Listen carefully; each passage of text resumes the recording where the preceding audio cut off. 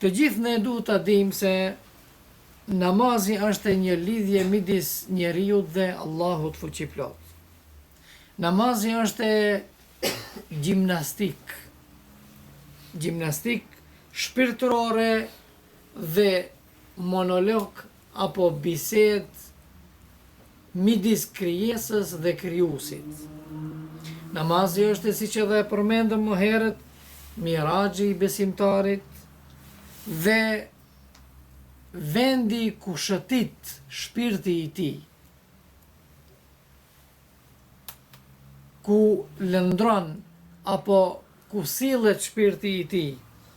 Namazi është edhe qetësia e shpirtit të besimtarit.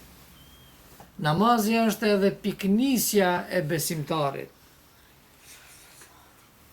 Namazi është edhe falje e gabimeve për besimtarin.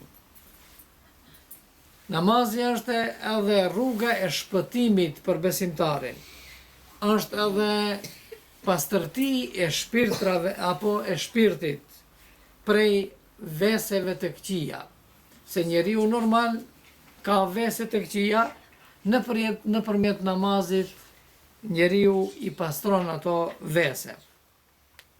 Andaj edhe Allahu xhaleshanuhu në surën El Mu'minun ajeti 2 thot: "Qad aflaha al-mu'minun alladhina hum fi salatihim khashi'un." Me të vërtet janë të shpëtuar besimtarët. Cilët besimtar?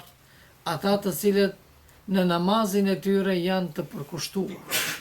Do me thonë, nëse njeriu me të vërtet e fal namazin me përkushtim, ai është i garantuar se është i shpëtuar.